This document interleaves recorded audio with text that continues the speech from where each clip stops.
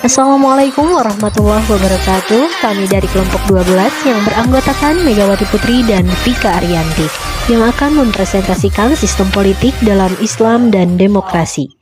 Yang pertama yaitu sistem politik dalam Islam. Politik Islam yang disebut juga sebagai as-siyasah asy-syar'iyyah secara bahasa terdiri dari dua kata. Yang pertama yaitu as-siyasah dan asy-syar'iyyah. As-siyasah diderivasi dari kata kerja yang maknanya berkisar pada mengurusi, mengelola, mengatur sesuatu sesuai dengan kemaslahatan atau kepentingan. Sedangkan asy-syar'iyyah secara bahasa berarti dinisbatkan pada syariat. Kata syar'iyyah berarti jalan, metode atau cara. Yang dimaksud di sini adalah politik Islam.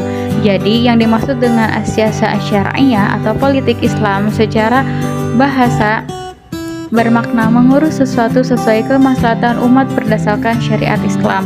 Secara istilah, politik Islam adalah pengaturan urusan negara Islam yang tidak terdapat nas jelas mengenai hukumnya atau yang kondisinya berubah-ubah secara dinamis, yang mengandung kemaslahatan bagi umat di mana kemaslahatan itu sejalan sesuai dengan hukum-hukum syariat dan dasar-dasarnya secara umum.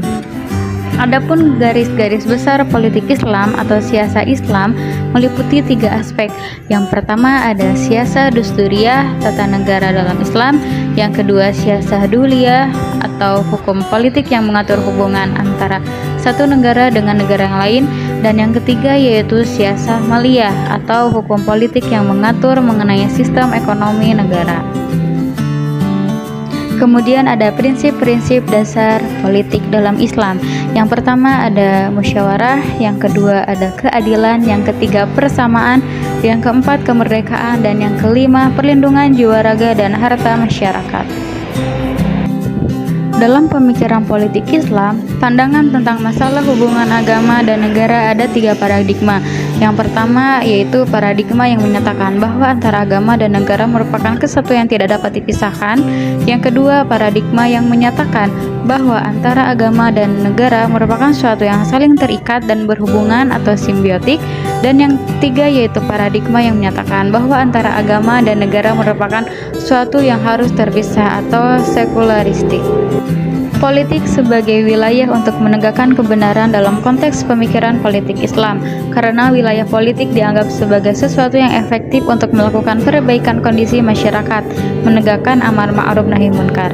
Pandangan semacam ini sesuai dengan prinsip universal Islam yang tidak memisahkan kehidupan rohani dengan kehidupan jasmani, lahir dan batin, maupun dunia dan akhirat. Islam di samping mengajarkan tegaknya nilai-nilai kehidupan dalam diri pribadi dan masyarakat atau negara, juga menganjurkan cara-cara hidup Islam termasuk memperbaiki sistem kehidupan yang secara umum. Selanjutnya yaitu demokrasi. Ketika istilah demokrasi dipakai sebagai salah satu sistem politik dalam mengatur kehidupan berbangsa dan bernegara, istilah ini telah diterima oleh mayoritas pemerintahan di dunia. Pemerintahan otoriter pun menggunakan istilah demokrasi untuk memberi ciri kepada rezim dan aspirasi mereka. Agama merupakan instrumen ilahi untuk memahami dunia. Manusia memerlukan pegangan dalam mengarungi kehidupan dunia. Dalam kerangka ini, Islam tidak mempunyai kesulitan untuk menerima premis seperti itu.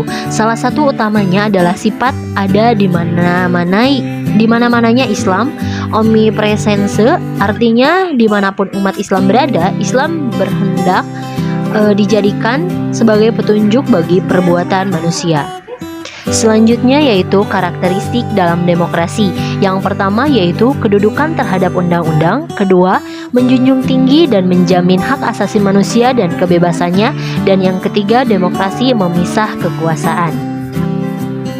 Inti dari demokrasi tersebut adalah ketika masyarakat memilih pemimpinnya sendiri, mereka tidak boleh dipaksa untuk dipimpin seseorang yang mereka benci atau sistem yang tidak mereka ingini.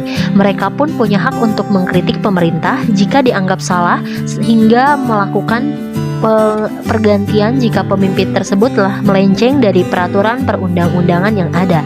Dr. Abdul Aziz Izzat Al-Khoyat menyebutkan ada 6 irisan antara demokrasi dan Islam, yaitu sebagai berikut. Yang pertama, pemilihan pemimpin dengan pemilu oleh masyarakat. Yang kedua, menolak seluruh bentuk pemerintahan otoriter, tirani atau rasis, dan teokrasi. Islam bukanlah agama kependetaan. dan tidak ada pula pendeta-pendeta agama, karena yang ada hanyalah para ulama dan ahli fikih. Ketiga, memperbolehkan multipartai. Dalam Islam, keberagaman partai diakui.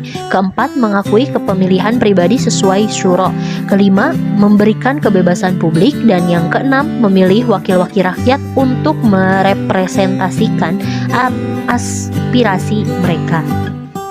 Demokrasi Islam dianggap sebagai sistem yang mengukuhkan konsep-konsep Islami yang sudah lama berakar, yaitu musyawarah atau syuro, persetujuan atau ijma, dan penilaian interpretatif yang mandiri atau ijtihad.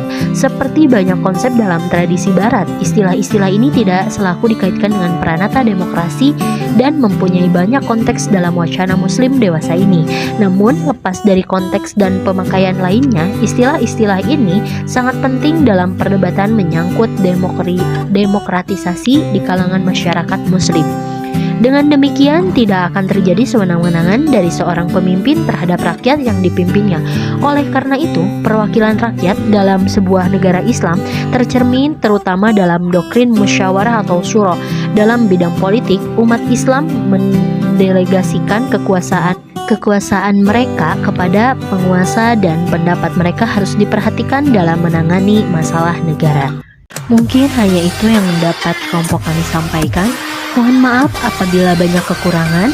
Terima kasih. Wassalamualaikum warahmatullahi wabarakatuh.